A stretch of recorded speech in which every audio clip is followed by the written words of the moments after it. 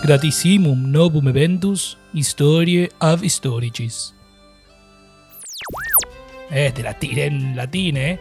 Bienvenidos a un nuevo episodio de Historia por Historiadores. Hoy estamos con Esteban Greif, a quien le di el pie para que se presente. Buenas tardes, mi nombre es Esteban Greif, soy historiador, soy investigador y docente, investigador del CONICET de la Universidad de Buenos Aires y docente en la Universidad de Buenos Aires y en la Universidad Torcuato Di Tella. Me he especializado y sigo especializándome en temas vinculados a la historia de la ciencia y de la medicina en las sociedades que fueron creadas por la conquista europea de Medio Oriente en la época de las cruzadas, de las primeras cruzadas a Oriente, entre los siglos XII y siglo XIII. Buenísimo. Este es un tema que yo, cuando pensé este proyecto, cuando pensé este podcast, dije, quiero hablar de las cruzadas. ¿Pero por qué? Porque no te voy a mentir, es un tema al que realmente no entiendo casi nada y siempre que busco un video, siempre que busco algo, digo, se me mezcla todo, se me complica todo. Así que hoy se solucionan todos los problemas. Esperemos que así Vamos a arrancar sea. por lo básico, por saber qué fueron las cruzadas. Bueno, las cruzadas, para dar una definición como para arrancar, digamos que las cruzadas son guerras religiosas convocadas en determinado contexto político, social, religioso, por el Papa para luchar contra infieles. Que ahora vamos a ver que aquellos que fueron los infieles pueden ser muchas personas con distintas características que no son únicamente religiosas, aunque la mayoría de las cruzadas eran para eso. Entonces tenemos las cruzadas como una campaña militar, una guerra religiosa, para combatir contra los infieles con algún objetivo político, enemigos infieles ante la Iglesia Católica, y que a cabo quienes participaban en las cruzadas, es decir, quienes tomaban el signo de la cruz, de ahí viene el término cruzada, cruce signatus en latín, es decir, los que están signados o tienen el signo de la cruz, esos son los cruzados, de ahí viene la cruzada. Es un término que va a tardar alrededor de un siglo en desarrollarse y que la gente diga estos son los cruzados. Pero bueno, entonces a cambio de su participación, estos cruzados en las cruzadas obtenían indulgencias, es decir, el perdón por algún pecado o por alguna pena directamente del Papa y se ganaban el paraíso, el cielo, si morían en la batalla. Es decir, había un beneficio espiritual y a veces también, muchas veces, habían beneficios materiales para esas personas que participaban, como por ejemplo el no pago de algún impuesto.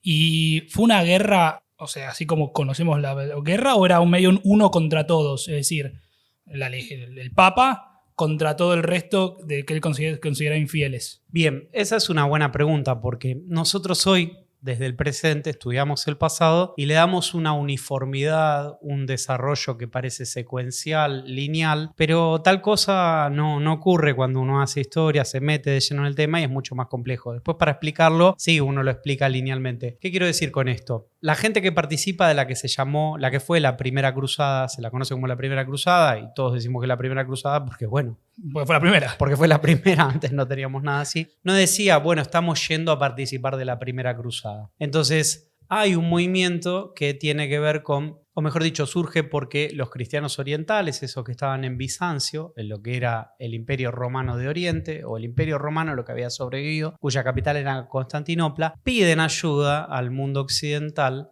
frente al avance de los musulmanes sobre sus fronteras. Ellos responden a ese llamado. Una pregunta ahí, ¿el avance de los musulmanes era con fines bélicos o simplemente cada vez había más musulmanes en las zonas de ellos habitaban? No, la unidad del Islam bajo el califa se había dado mucho tiempo antes, se había dado a comienzos del siglo VII bajo el liderazgo de Mahoma y después los sucesores, el califa, y conquistaron todo el norte de África, parte de Medio Oriente, de distintas regiones, de Asia Central y el sur, centro y gran parte de lo que hoy es Portugal, España, de la península ibérica. Y también habían conquistado muchos territorios entonces que estaban bajo posesión del Imperio Romano en Oriente, cuya capital, o sea, lo que conocemos comúnmente como Bizancio o el Imperio Bizantino. Y entonces el avance venía de siglos. Bueno, el Papa responde y en el año 1095, en un lugar que se se llama Clermont, en Francia, él convoca a participar, a responder a ese llamado por la defensa de los cristianos de Oriente y además, dice, para recuperar en Tierra Santa, o mejor dicho, más que recuperar, lograr tomar posesión de Jerusalén, el lugar donde Cristo había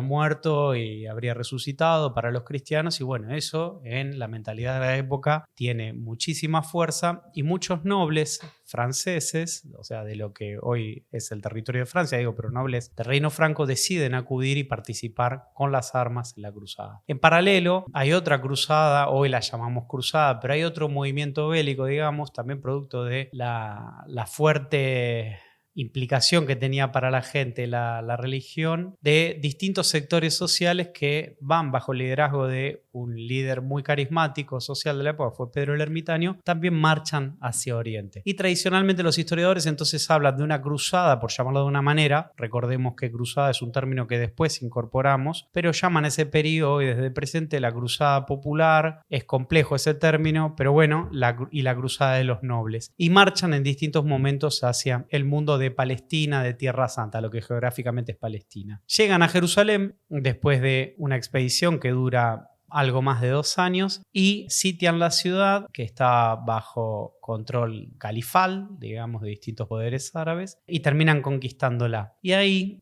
surge, digamos, lo que se conoció como el Reino Latino de Jerusalén. Latino porque eran los latinos, los europeos, de origen latino, de la cultura latina, digamos, de la lengua latina. Y bueno, y se conforma entonces ahí el Reino Latino de Jerusalén como el estado fundamental de los 4 estados cruzados que van a formar los europeos ahí. El Principado de Antioquía, el Condado de Trípoli, el Reino Latino de Jerusalén y el Condado de Edesa. Ahora, entre esta cruzada de 1099, que se consagra en 1099 con la conquista definitiva de Jerusalén, y la llamada Segunda Cruzada, hay 43 años. De hecho, la Segunda Cruzada es del 1142. Entonces, quienes marchan en esa campaña promovida por el Papa, que otorga indulgencias y que se presenta como una guerra religiosa contra el infiel, en este caso el árabe, bueno, marchan a otra campaña y no dicen, nosotros estamos participando de la Segunda Cruzada. Claro. ¿Y en el medio de las 2 cruzadas qué pasa? En el medio de las 2 cruzadas,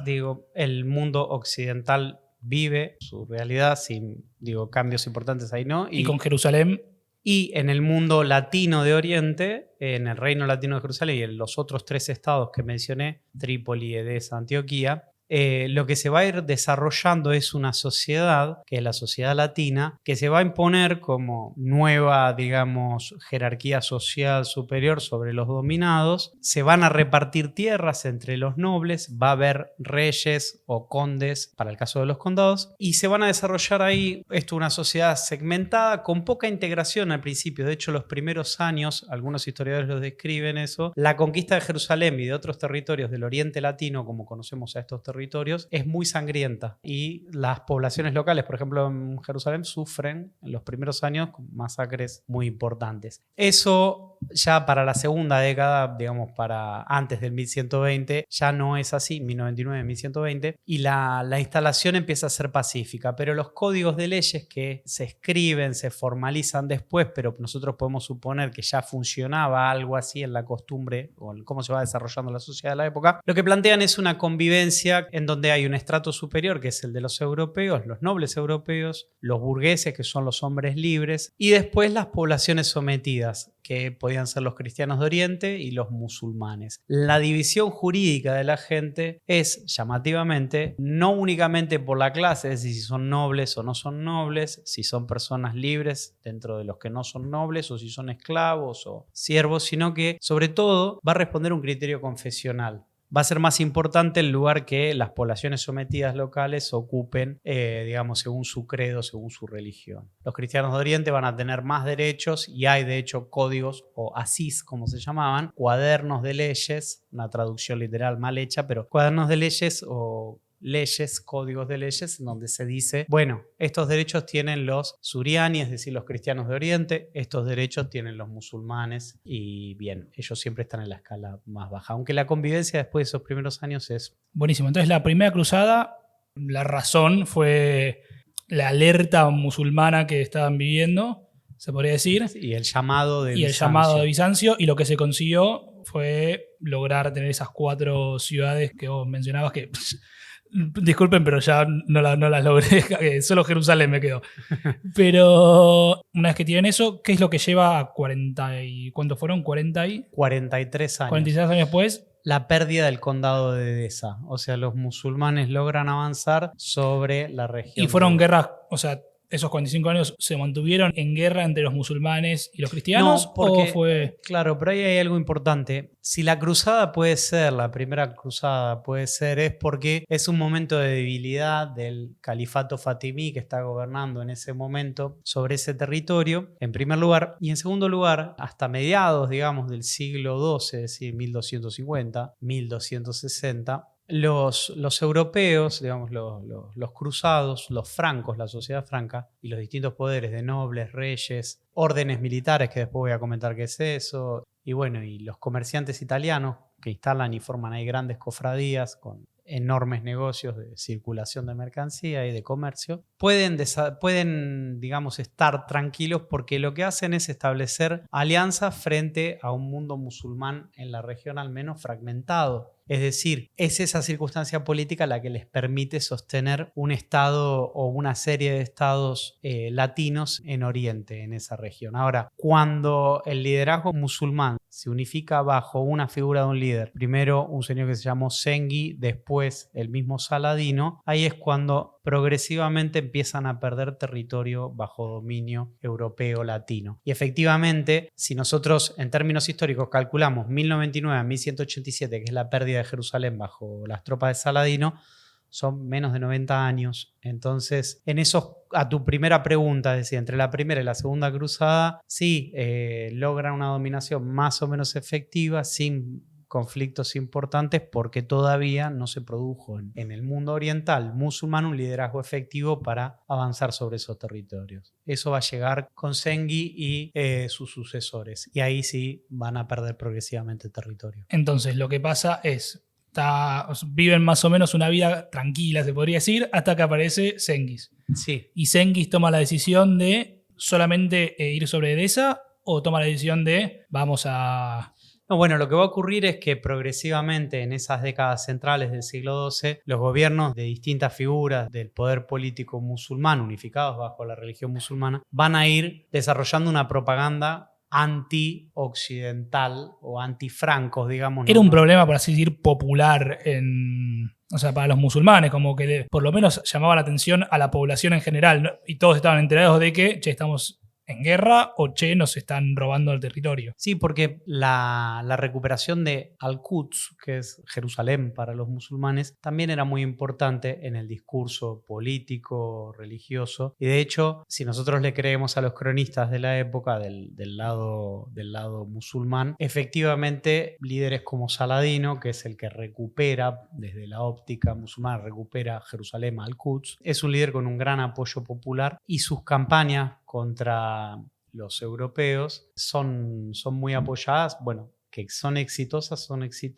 y de hecho él es el que logra expulsar a la última población latina, digamos, que resiste en Jerusalén a las tropas de Saladino. Y retomo un segundo a periodo entre cruzadas. Se había perdido un poquito el miedo en este avance de los musulmanes, como que ya estaban completamente instalados, que decían, la verdad que no hay mucho peligro de que vengan, o siempre estaban medio alertas como, che, ojo que pueden volver y nos matan. No, el tema es hacia alrededor de la década del 60, del siglo XII, lo que empieza a pasar es que los acuerdos políticos, pues esto también es algo que para nosotros desde hoy es difícil pensarlo, pero los acuerdos políticos que se daban entre el reino latino de Jerusalén y un califa se daban como se daban entre distintos poderes políticos, y era de acuerdos comerciales o de no beligerancia, diríamos hoy. Y en las internas que tenía el mundo musulmán también propio, bueno, los francos para ellos aparecían como un poder más, no como un ellos y nosotros y una oposición fuerte. Esa idea, de la mano de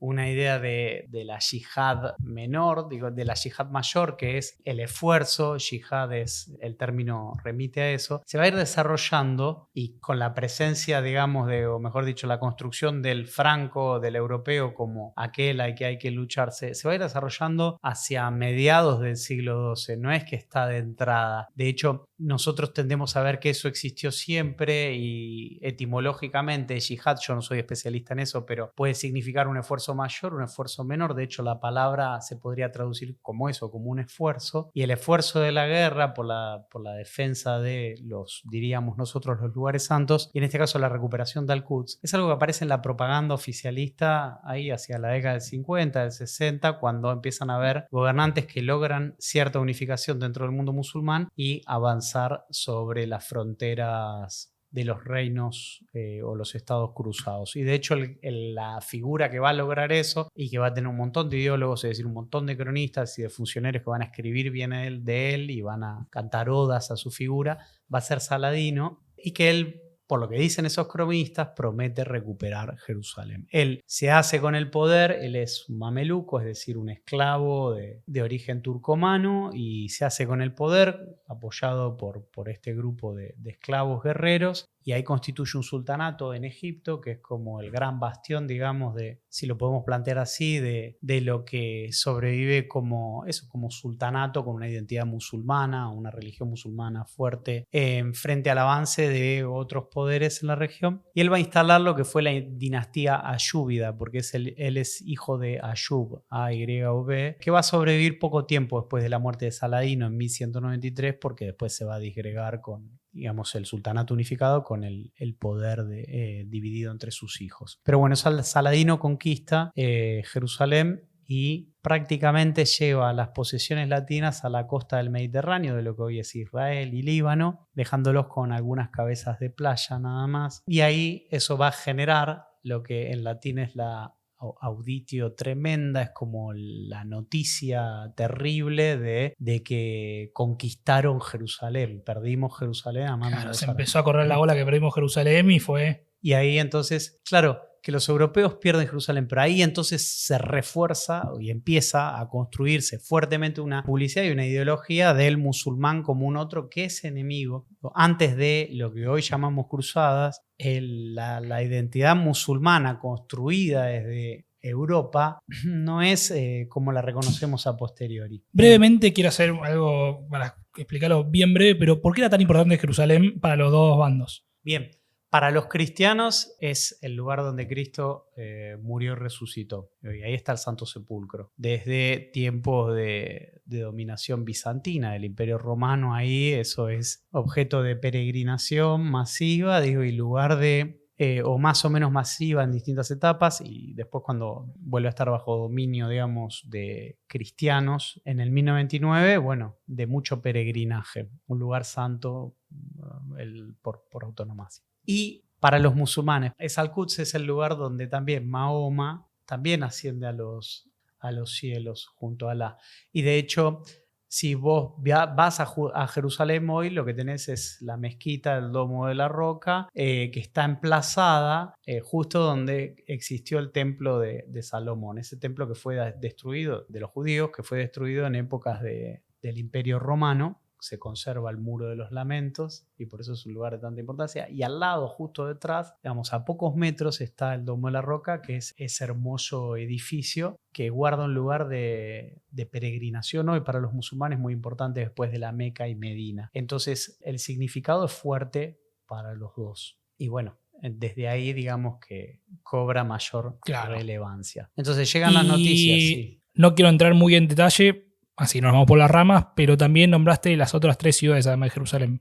¿Cuál era la importancia de esas otras 3? Las ciudades son capitales ya sea de condados o digamos de reinos. Son las ciudades más importantes como Trípoli, hoy en el actual Líbano, o la ciudad de Antioquía, que era una ciudad, estaba hoy cerca ahí de lo que es la frontera Siria-Turquía. Claro, pero esas tres sean simplemente por importancia de ciudad, no por el... Así se vuelven, claro. cobran el nombre de, digamos, como de las capitales de esos territorios, que son, de nuevo, muy importantes por su... Antioquía era sede del patriarcado bizantino, digamos, y Trípoli era una ciudad muy rica, muy próspera del comercio y también de instalación de grandes comunidades ahí. Lo mismo que otras ciudades, pero que bueno, que no llevan el nombre. Y Jerusalén por el peso específico de Jerusalén. Y bueno, cuando llega la noticia, entonces ahí se produce la llamada Tercera Cruzada o Cruzada de los Reyes, que es la cruzada más conocida probablemente porque hay mucha representación moderna, fílmica, literaria, que es la cruzada donde participan los tres reyes. Federico Barbarroja, que se muere en el camino.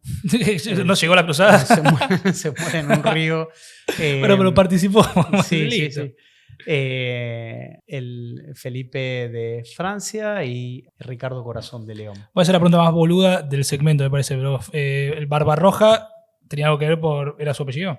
No tenía la barba roja. Probablemente porque tenía la barba roja. ¿En serio? Sí. Bueno, listo, terminó la pregunta boluda. Volvamos a lo importante. No, es un dato relevante. Es un dato relevante. Bueno, entonces el que queda al frente de la cruzada es Ricardo Corazón de León, el rey de Inglaterra. Y bueno, y él logra avanzar sobre varios territorios de Oriente, sitia la ciudad de Acre y la ciudad de Acre va a pasar a ser la nueva capital del que se va a seguir llamando Reino Latino de Jerusalén, por más que Jerusalén esté prácticamente todo el periodo hasta 1291, que son expulsados los últimos cruzados de Acre y por lo tanto de Oriente Medio, se quedan en la isla de Chipre y nunca más vuelven ahí. Y en Acre se funda la nueva capital. De hecho, si hoy uno visita Acre, puede encontrar muchísimos restos de edificios y construcciones de los cruzados y de las órdenes militares, que es uno de los productos más interesantes de la época de las cruzadas, sobre el que también podríamos hablar, pero cuando vos digas. Cuando el que maneja acá los temas sos vos, así que cuando vos me digas saltamos a órdenes militares. Progresivamente, entonces, a lo largo del siglo III, es decir, entre 1191, digamos, y 1291, sobre todo en la segunda mitad del siglo XIII, el territorio que los latinos, los europeos o los francos van a ir dominando se va a ir perdiendo progresivamente y los que van a avanzar sobre esos espacios van a ser los distintos califas bajo dirección de distintos líderes mamelucos musulmanes desde el sultanato de Egipto. Mientras tanto, la composición social de estos estados cruzados, bueno, como ya te dije, tiene a las poblaciones sometidas a las que se las clasifica por alguna forma, y eso lo vemos en los códigos legales, según su religión. Y después también cuando hablamos de los europeos, entre los hombres libres, los no libres, o sea, si son de la nobleza o la burguesía, si son los libres. Esos son los burgueses, los que no son nobles pero son libres. Y bueno, y muchas de estas personas van a ser muy importantes porque se van a dedicar a lo más redituable en términos materiales, porque acá hay una idea que es importante, que es la de que no es que las cruzadas están motorizadas por un interés material o porque en Europa el Papa y los reyes quieren mandar a estos nobles que están peleando por tierras en Europa, los quieren mandar hacia Oriente para que no peleen acá en Europa. No, eso no es cierto. Hay que creer un poco, hoy se revaloriza eso, de que efectivamente el poder de las ideas es muy importante a la hora de estudiar este periodo. No es nada más cuestiones materiales o cuestiones vinculadas a la posición de cada una de las personas dependiendo de la clase social a la que correspondían. No, la gente participa porque cree efectivamente y está atravesada por el ideal de ir a recuperar Tierra Santa y de hacer una peregrinación que podía devenir en esto, en armarse para luchar contra lo que ellos consideraban el infiel. En este sentido, la población europea entonces se compone de nobles, de burgueses, y dentro de estos burgueses entran los mercaderes, sobre todo los mercaderes italianos, que según su origen, digamos, regional, vinculado a una ciudad, instalaban, y en función de eso que los hermanaba, instalaban distintas cofradías, y los que predominaron en este territorio fueron los pisanos, digo, la gente de Pisa, digamos, esa es una de las ciudades que más comercia en el territorio del Oriente Latino, y los amalfitanos. Entonces ahí tenemos otro actor social de mucha relevancia, y ellos sí son los que generan grandes sumas de dinero, grandes riquezas, digo, no es la historia de la mayoría de los nobles. La mayoría de los nobles o se mueren en la cruzada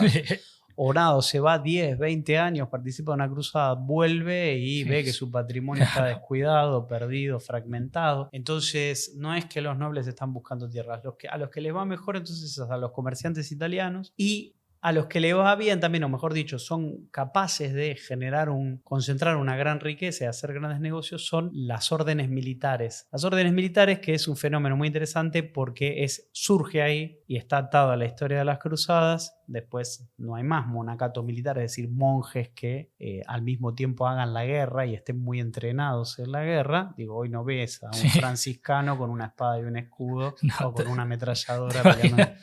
Claro. ¿Qué le pasa al cura? El pueblo estaba con el sable, corro.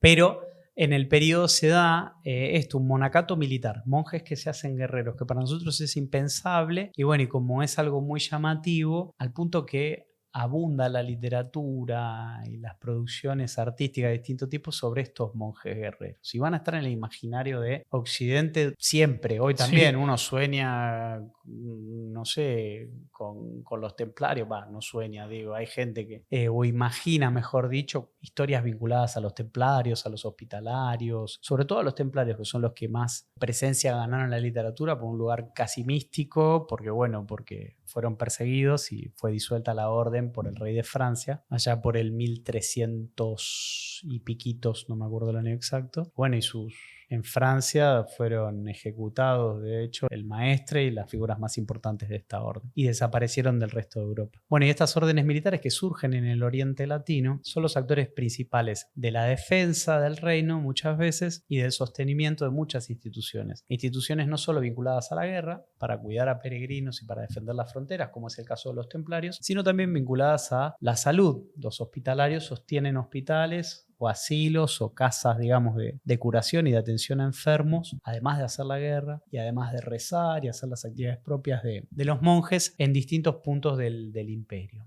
Y al mismo tiempo empiezan a recibir donaciones en el occidente europeo. Entonces empiezan a surgir casas. Cuando digo casas, digo un monasterio con una iglesia, el lugar donde viven los hermanos, y al mismo tiempo instituciones como una pequeña, diríamos hoy, sala de auxilio, de ayuda a la gente, donde pasa desde darle de comer a los pobres hasta atender a los enfermos. Y se vuelven órdenes internacionales, cuya finalidad es de todas esas casas que existen en Europa, de mantener y sostener económicamente a las casas en Oriente. De nuevo, por la fuerza de las ideas, la importancia de mantener el dominio de Tierra Santa. Esto no es menor en la ideología de la gente. O sea, en ningún momento lo que buscaban era el poder, sino que, obviamente, supongo que algo de poder necesitaban ahí, pero para el poder era simplemente que lo necesitaban para mantener su ideología y porque su idea era querían recuperar Tierra Santa, entonces necesito el poder y necesito estas cositas que... Ellos buscan, el ascenso de uno u otro a ser, por ejemplo, gran maestro de la orden, o mejor dicho, el maestro de un priorato. Un priorato es la división jurídica de las órdenes monásticas en distintos territorios, ¿no? Entonces, el priorato de Saint-Gilles en Francia, de los hospitalarios, al frente tiene un hermano, es decir, un freire, digamos, de la orden del hospital. Ese hermano, por supuesto que entra en disputas de poder dentro del monasterio, no es que carecen de eso. Pero digo, nadie se cuestiona el ideal de defender, cuidar Tierra Santa. O sea, eso es importante, no es que lo hacen simplemente como una justificación por los bienes materiales o una cuestión de ideología por los bienes materiales que tienen. Incluso si lo hacen, por eso digo, eso no va disociado,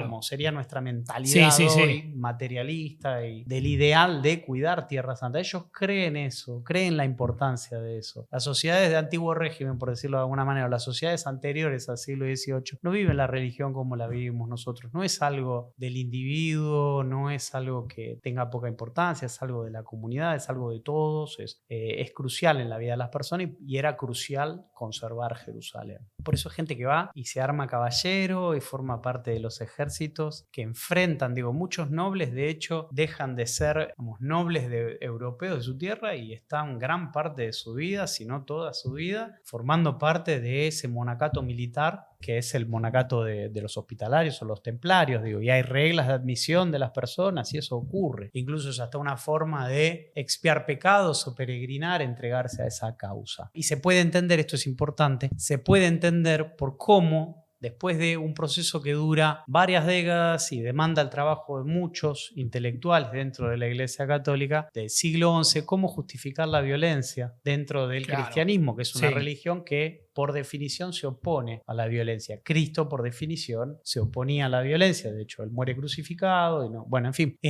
Pero bueno, ahí hay todo un concepto que se va elaborando, que es el de guerra justa, de cuándo es justo pelear. Y pregunta ahí, ¿estaban todos en general de acuerdo con esto? ¿O muchos veían malas las formas, se podría decir? El cuestionamiento a la cruzada es un... ¿A la cruzada o mismo a la violencia más que la cruzada? Lo que pasa es que sí es una idea que se cuestiona, pero como te dije, toma muchos esfuerzos hasta que llegamos a que un papa puede legitimar la idea de una campaña violenta para recuperar determinados lugares. Y es la idea de San Agustín, de uno de los grandes pensadores de la Iglesia cristiana. Que no soy yo soy otro Agustín.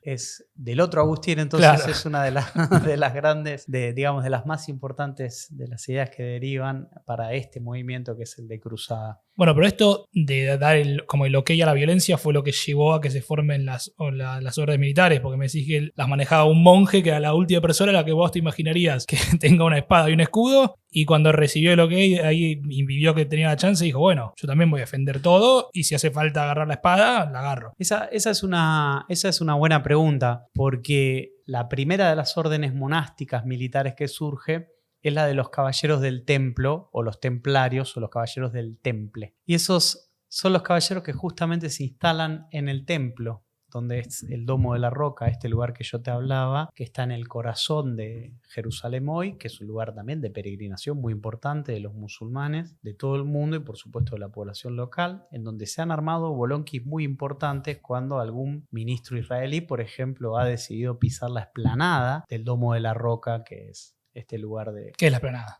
De Santidad, la explanada, digo, la entrada, digamos, al espacio sí. de esa enorme mezquita que está ahí del Domo de la Roca, y otra mezquita, Alcazá. Pero ahora, los caballeros del templo, en alguna fecha, probablemente 1118, se instalan y forman entonces una comunidad de hermanos, de freires, digamos, monjes, que viven en comunidad, por eso se llaman hermanos, y ellos dicen, nosotros vamos a custodiar las rutas de peregrinaje de peregrinos cristianos y las rutas y los lugares santos. Es decir, nosotros justificamos entonces cualquier accionar violento, digamos, porque esta es una forma de servicio a Dios. Entonces, el servicio a Dios cobra otras características, al menos dos importantes, que es la asistencia hospitalaria, por un lado, y la asistencia militar, digamos, para cuidar, custodiar y defender el cristianismo. Por eso es una evolución, de nuevo, del concepto de guerra justa. Y hay un Bernardo de Claraval que hace un elogio, una persona muy importante como figura intelectual de la iglesia de ese momento, hace un gran elogio a la caballería del templo, a los caballeros del templo, y donde básicamente justifica el accionar, bueno, por una idea de guerra justa, retomando conceptos que vienen desde San Agustín en la mentalidad de la época, desarrollándose y que en el contexto de cruzada, bueno, logran su expresión. Entonces, estos caballeros justifican o mejor dicho, no es que justifican, ellos se entienden y así accionan, y el mundo cristiano de la época lo apoya, eso como un lugar de defensa, de una idea de guerra justa, de una guerra que es necesaria. Esa es una evolución particular del mundo occidental que no se debe, esto es importante, que no se debe a una evolución del pensamiento cristiano. A mí no me interesa ni defender ni atacar acá a una u otra religión, sino hacer justicia o tratar de hacer justicia al conocimiento histórico, sino que es una evolución propia de la sociedad con los valores y los ideales políticos, ideológicos, que obviamente se expresan en lo religioso, porque es una sociedad que está muy imbuida de lo religioso. No es que la sociedad cristiana se vuelve violenta, sino que es que la sociedad es violenta y encuentra una expresión en la religión y logran justificarlo, superar las diferencias, los puntos ideológicos. ¿Se entiende lo que digo? Entonces, pero esto es importante, es sensible, pues si uno piensa que por definición el cristianismo es violento o puede ser violento, y eso no es. Y un poco de la mano con la sociedad en general. Sí, es la sociedad y se traduce, digamos, como un elemento más que está ahí, ¿entendés? Que uno lo puede separar y decir, bueno, es esto solamente. Digo, la violencia en nombre de la religión va a aparecer en otros momentos de la historia. Tampoco hay que negar el hecho, digo, ¿no? La conquista de América, por ejemplo. Pero entonces, bueno, estos monjes guerreros son los que custodian las rutas de peregrinaje y los lugares santos. Con el tiempo crecen. Y yo te dije, me quedó medio colgado eso, pero te dije que hacen muchas riquezas que reciben por donaciones en toda Europa, pero también hacen otras actividades comerciales que también es una manera, van a tener que encontrar una manera de justificarlo, digo, porque el comercio y la usura es algo que por el cristianismo de la época, los grandes pensadores del cristianismo, eso está condenado. Entonces tienen que encontrar ahí formas cómo justificar el uso de dinero dentro de los monasterios. Y estas son órdenes que concentran grandes cantidades de riqueza, de dinero. Transportando gente, por ejemplo, el servicio de flete, digo, en los barcos de las mismas órdenes militares, pues se vuelven grandes organizaciones comerciales y militares. Actúan como banqueros. Los templarios, por ejemplo, poseían enormes riquezas ellos mismos, prestando plata a distintos poderes, a distintas personas. Y bueno, eso también les permite sostener todo ese esfuerzo, que en el caso de los templarios es el esfuerzo bélico. El otro lado, como un servicio a Dios, era... ¿Y se les pagaba? O sea, ¿tenía como por ahí adentro como empleados los templarios o todos lo hacían en servicio de Dios? Esa es una buena pregunta. Yo te iba a decir ahora, había otra forma de servir al prójimo que era la asistencia hospitalaria. Eso es lo que va a dar origen a la orden del hospital, que después nos va a dar la orden de los hospitalarios o la orden de San Juan, los caballeros de San Juan, porque surgen en un monasterio dedicado a San Juan. Entonces ahora sí se les pagaban, y esto viene a cuento de lo que preguntabas. Los que son miembros de la orden se implican, se comprometen en la orden como hermanos de esa orden monástica. Ellos son hermanos de esa comunidad, freires de esa comunidad. Entonces, como es hoy un miembro de una, no percibís un salario. Ahora, esto no quiere decir que ellos no contrataran lo que en las fuentes aparecen como mercenarios. Pero mercenarios, hoy uno piensa en mercenarios y dice, la Wagner, Putin. Sí, o en el Assassin's Creed. En el juego que te contrata para matar a todo el mundo. Es decir, exactamente. Pero porque en el fondo hay una raíz común a esto que es mercenario, es el origen latino de la palabra, es aquel que es contratado por un servicio. Entonces, por ejemplo, en las fuentes que yo tengo aparecen los hospitalarios, sobre lo que más investigué yo, y ellos contratan gente para que realicen distintos servicios, por ejemplo, de asistencia a los enfermos. Entonces ahí también hay una forma ingeniosa de cómo legitimamos en los textos que digamos que son para reivindicar el papel de la orden, cómo justificamos que estamos usando dinero dentro del monasterio, es decir, de la Domus Dei, de la casa de Dios. Entonces, ¿cómo hacemos? Bueno, ahí hay distintas estrategias, distintos artilugios ideológicos, podríamos decirlo, que no estaría Vamos bien. a decirle artilugios ideológicos. Así. Para que sea más llano, pero sí contratan gente. Entonces hay que distinguir entre los que son hermanos de la orden con distintas jerarquías, porque están muy jerarquizados. Hay algunos que cumplen funciones más importantes, como el maestro, que preside el capítulo general. Están los hermanos más importantes, que están al frente de los distintos prioratos en todo el mundo europeo. Y después están los sargentos de caballería, por ejemplo, el que está encargado de cuidar a los caballos y limpiar los establos, o los que atienden a los enfermos. Para el caso de los hospitalarios, son los que cambian las vendas, limpian las heridas. ¿Qué tan adelantada estaba la medicina en esa época para justificar quién podía ser hospitalario y quién no? O simplemente con cambiar la venda y cuidarlo un poquito está perfecto. Es que el nombre de hospitalario surge porque ellos fundan un hospital. Después fundan otro y después fundan hospitales por todos lados. Entonces, son monjes que se dedican a la atención hospitalaria. Ahora, ¿quién es médico en la época? El que es médico en la época es aquel que recibió alguna formación todavía no universitaria, porque las universidades empiezan a surgir en el siglo XIII fundamentalmente, siglo XIII y posteriores. La medicina es una de las carreras por excelencia. En las escuelas monásticas anteriores también se enseña medicina, digamos, pero es raro encontrar en las fuentes, al menos yo no lo vi en mis fuentes, como médicos que den noticia de su formación, sino lo que sí aparece es la palabra medicus o magister, como maestro, en latín, que son los que recibieron alguna formación en alguna escuela monástica, si tienen alguna formación. Y en virtud de una separación clásica del trabajo que va a existir hasta bien entrada la modernidad, los médicos, los más formados, eran aquellos que prescribían terapias, es decir, te decían a vos lo que tenías que hacer, o a quien sea, digo, si era que era el cirujano no como lo entendemos. No, me imagino tenía un bisturí y le haría. Claro, Bueno, ese es otro tema, digo, qué tipo de terapias se realizaban. Pero era un cirujano, es decir, pues el que opera con la mano, quirurgos, viene de ahí, del que hace actividades con la mano, es del griego esa palabra. Entonces él le decía, vos sí, manchate, ensuciate las manos, porque eso era visto como algo desprestigiante. Y el médico desde atrás le decía qué terapias tenía que hacer. Él evaluaba la orina, controlaba el pulso, no tocaba más que para eso al paciente. A veces ni siquiera tocaba el uroscopio. Él no se ensuciaba las manos. Él tenía conocimiento teórico, que era de haber leído a los autores clásicos, Hipócrates, Galeno, Oribacio, distintos autores que decían cuáles eran los saberes más importantes. Y les decía a los otros que actúen con sus manos, que tenían un conocimiento más práctico y obedecían al médico. Y esos eran los que estaban ahí. Unos y otros eran contratados. A veces coincidía que algún hermano del hospital, es decir, un monje era médico o tenía formación médica. Muchas veces eran los miembros de la iglesia los que accedían a la formación más elevada, digo, en una escuela monástica. Era lógico, digo, formaba parte de alguna de las carreras que podían hacer. Y bueno, esos eran los que podían ser contratados a veces en el hospital. Claro,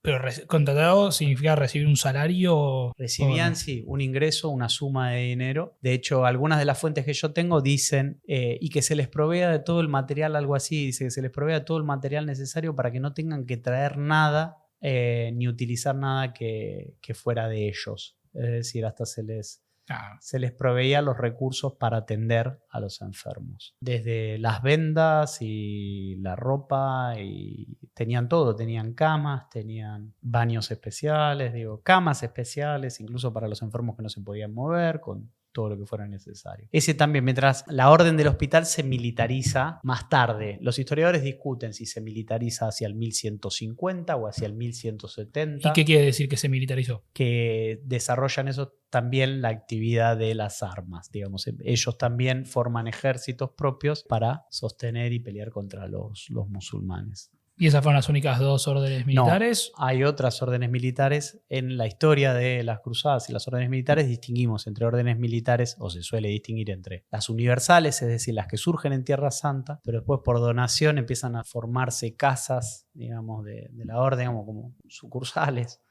distintos prioratos en el mundo europeo, pero surgen en Tierra Santa, que son la de los templarios, los hospitalarios, los caballeros de San Lázaro y los caballeros teutónicos. Y una orden menor, la de Santo Tomás de Acre, que es una orden fundamentalmente inglesa. Pero digo, las cuatro que te nombré, las cuatro primeras, San Lázaro, los caballeros teutónicos, hospitalarios y templarios, surgen en Tierra Santa, y esas van a ser más o menos importantes en Europa, te diría muy importantes. ¿Y tuvieron alguna conexión la creación? O sea, ¿fueron una después de la otra viendo cómo...? O sea, mi pregunta es más si había un conocimiento de que se estaban creando órdenes militares o fue una idea que se les ocurrió justo a cuatro diferentes.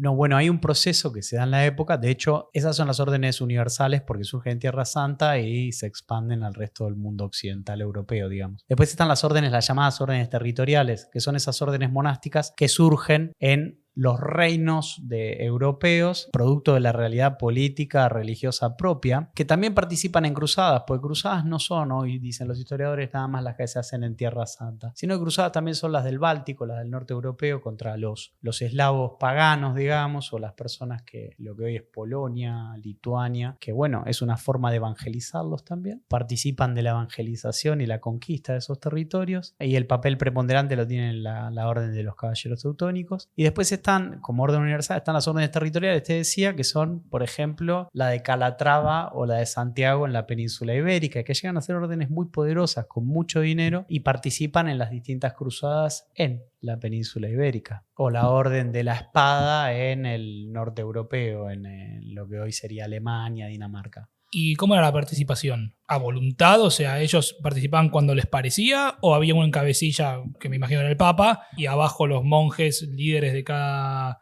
orden que obedecían? Ellos respondían al llamado de la cruzada que el Papa hacía, por ejemplo, contra los árabes en la península ibérica, que es otro escenario de las cruzadas. Claro, no es que estaban ahí y decían, bueno, hoy vamos a atacar tal cosa. No. Siempre era... Después el discurso de cruzada, el Papa a veces lo usaba políticamente, sí, decía, bueno, contra tal reino que me cae...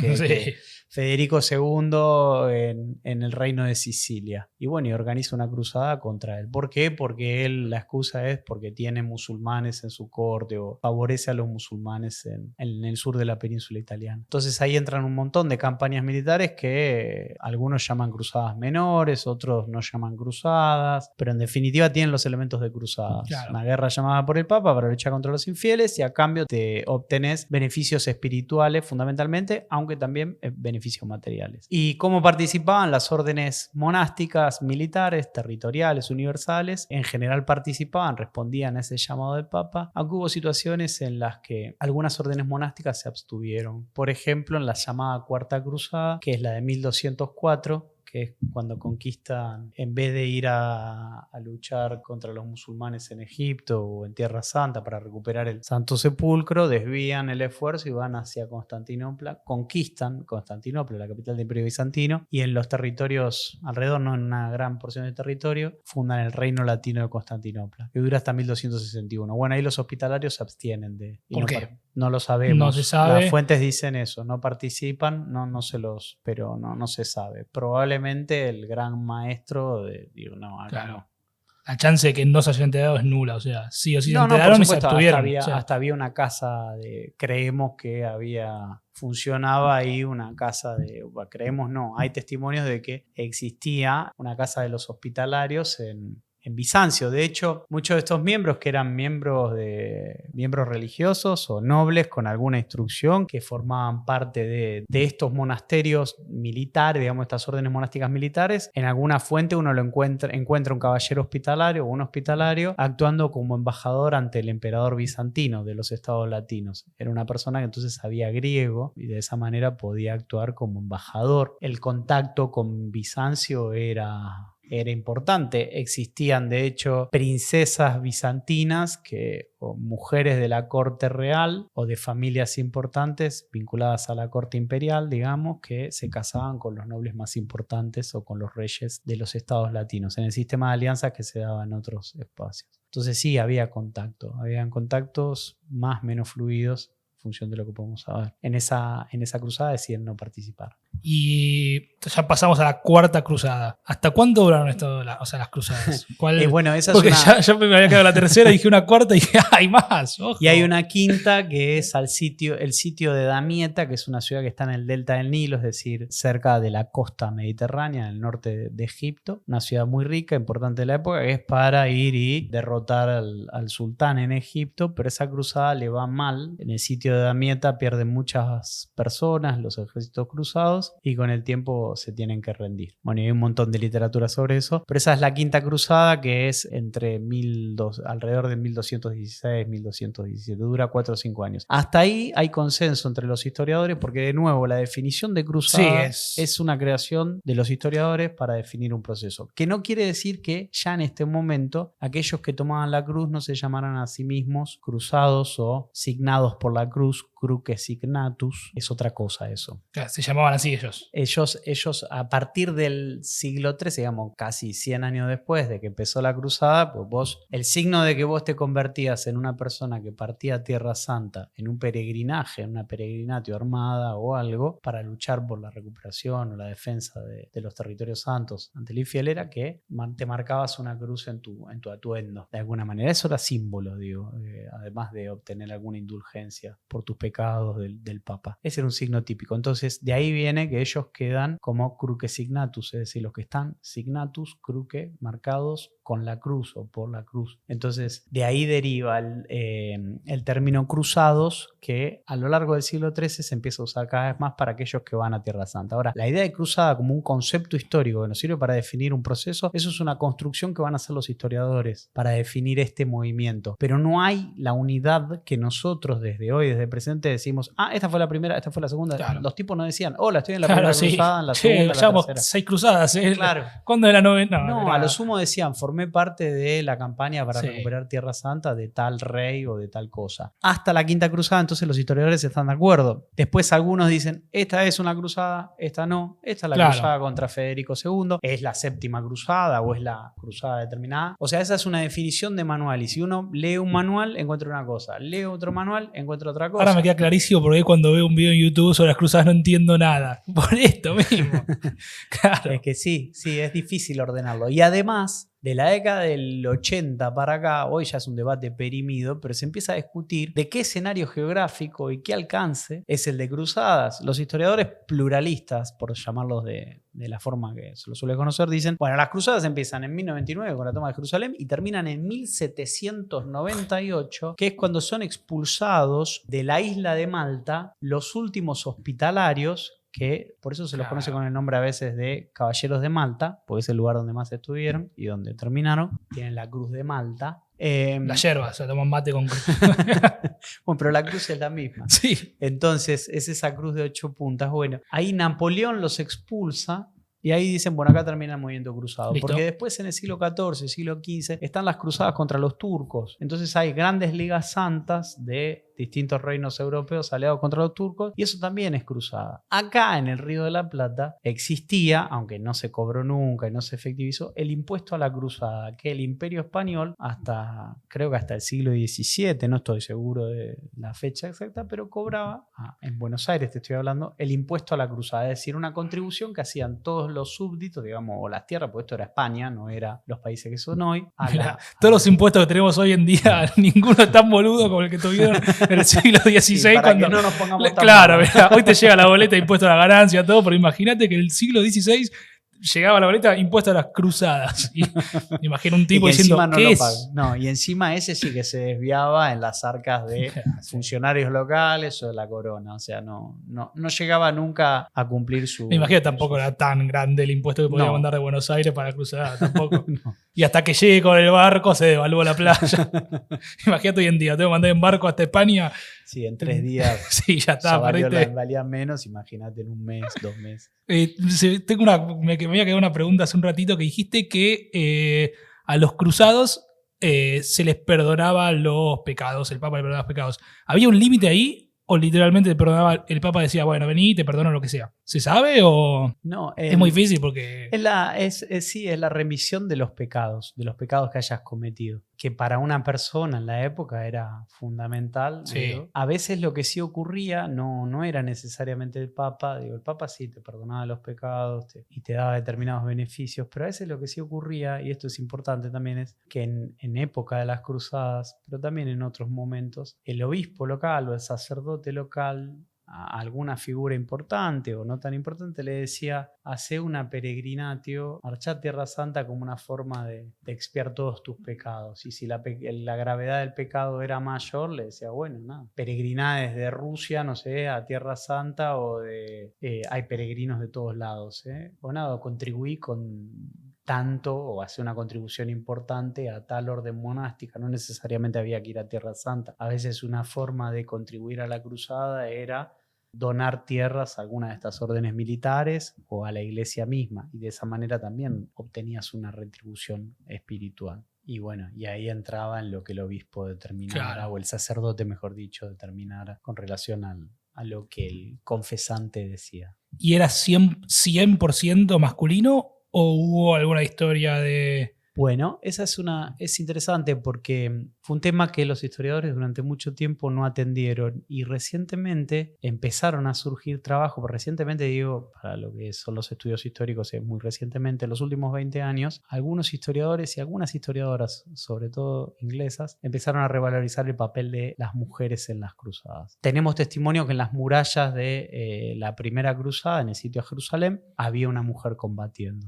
No hay tanta voz de las mujeres. Donde sí tenemos muchas más voces de las mujeres, es decir, donde aparecen descritas en las fuentes, es, por ejemplo, las órdenes monásticas. Los hospitalarios, yo me canso de leer sobre el rol, o no me canso en realidad, pero aparecen mucho las mujeres interviniendo en algunas tareas, por ejemplo, de asistencia a los neonatos y a las mujeres parturientas. He hecho pasajes bastante extensos de mujeres que cumplían ese rol y que incluso eran hermanas nodrizas de la orden y tenían casas particulares, congregaciones de hospitalarias como existen hoy, pues esas órdenes monásticas siguen existiendo, en paralelo a, pero dentro del mismo convento monacal, en otro espacio, no residían en el mismo espacio, y habían miembros, mujeres de esas órdenes monásticas, por ejemplo. Después, el rol de, como te dije, algunas mujeres que de la nobleza local o de alguna figura local distinguida de la familia real que se casaban con los condes o con los reyes de los estados latinos. Y bueno, y habría que pensar más en los ejércitos. No se escucha tanto la voz, pero sí tenemos testimonio. Y esto, como te dije, es objeto de estudios más recientes.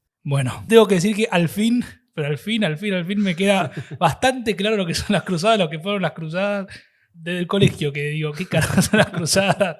Bueno, me alegro. Y como digo siempre, si la gente llega hasta acá es porque le interesó el tema, porque le interesó todo, y le interesaste vos, claramente. Entonces, ¿dónde encontramos tus artículos, tu libro, tus cosas? Bueno, en primer lugar, gracias. No, Muchas gracias por el espacio, me pone contento, además de que es parte de mi trabajo divulgar el laburo que uno hace, ya sea desde el CONICET o de las universidades. Y bueno, y en segundo lugar me divierte y me alegra la oportunidad, fue muy ameno, realmente. Y a tu pregunta, gracias. Bueno, mis libros, yo publiqué un libro sobre mis investigaciones de doctorado en una editorial que se llama IGEA, HYGEA, que publica libros médicos, pero este es un libro de historia de la medicina. Y después tengo algún libro, una compilación de artículos sobre cruzadas con unos colegas de Brasil, compilamos y bueno, y ahí escribieron profesores de España, de Portugal, de norteamericanos, bueno, que eso se descarga gratuitamente, si ponen mi nombre aparece, y un libro que publicó una colega argentina, historiadora del arte, que también se descarga en la página del CONICET del IMICIHU, es IMHICIHU. Acá tienen que tener una lapicera y si está en el auto, frenen, agarren la lapicera y escriban porque...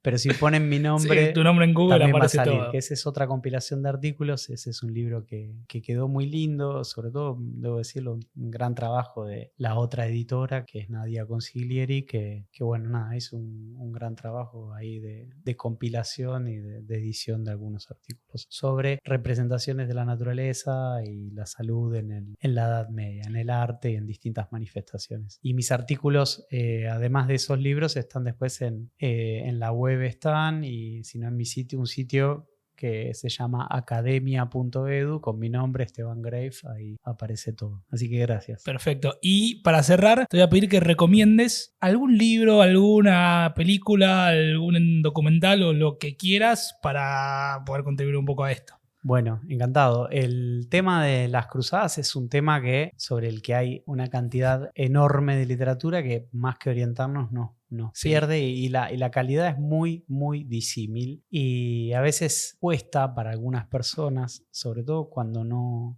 vienen por ahí del ámbito del periodismo serio, de divulgación o de la historia, de la historiadores, de la ciencia histórica, porque se confunden elementos que son de leyenda o de historiadores que escribieron hace mucho tiempo y mezclaban algunos elementos más legendarios o sujetos a cuestiones de nacionalismo europeo, y ahí se complica más la cosa. Así que apuntar a bibliografía reciente, donde yo recomiendo 2 libros o 3 libros. 2 que no son tan extensos, entonces son más accesibles, y uno que es muy extenso pero que es excelente, probablemente uno de los mejores historiadores sobre el tema y de los mejores historiadores, punto. Entonces el primero es de Nicolas Jaspert, que es un profesor alemán, se escribe Jaspert, Jaspert, se llama Las Cruzadas, por una editorial que se escribe PUB con B corta, PV, que es Publicaciones de la Universidad de Valencia. Ese es un perfecto resumen, muy claro y muy ameno. El otro, que acá es difícil de conseguir, pero es de Las Cruzadas, de Carlos de Ayala Martínez, también otro excelente profesor, excelente historiador. Y el último, que es un libro de más de 1000 páginas, pero que es una cosa maravillosa por todo lo que se resume ahí, probablemente el mejor manual que exista, de Christopher Tierman, es un historiador inglés, que se llama Las Guerras de Dios, de Editorial Crítica. Tiene una espada en la última edición, o el mango de una espada, y por ahí el título suena como ¿qué es esto? Pero